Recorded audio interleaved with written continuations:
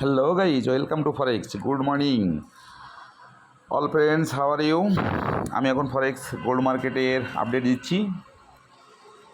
আজকে মার্কেটের pure point হচ্ছে 2501, ফার্স্ট রেজিস্ট্যান্স আছে 2520, সেকেন্ড রেজিস্ট্যান্স আছে 2528 এবং থার্ড রেজিস্ট্যান্স আছে 2536। প্রথম সাপোর্ট হচ্ছে 2494, সেকেন্ড সাপোর্ট হচ্ছে 2485, থার্ড সাপোর্ট হচ্ছে 2475।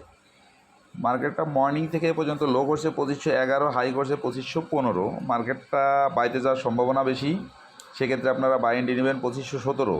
প্রথম টিভি দেবেন 2519, সেকেন্ড টিভি দেবেন 2522, থার্ড টিভি দেবেন 2525, ফোর টিভি দেবেন 2528, ফাইভ টিভি দেবেন 2531, সিক্স টিভি দেবেন 2535।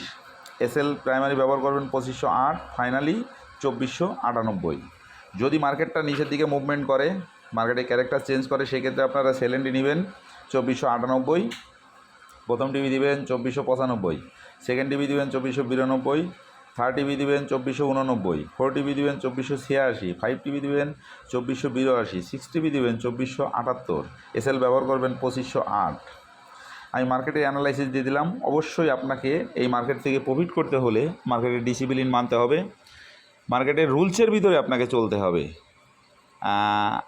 ওয়ার্ল্ডে এমন কোনো সিস্টেম নাই যে আপনি নিয়মের বাইরে গেলে সেখান থেকে ভালো কিছু পাবেন।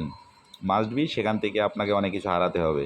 অতএব ডিসিপ্লিন মেনটেন করে চলবেন, মানি ম্যানেজমেন্ট ফলো করবেন।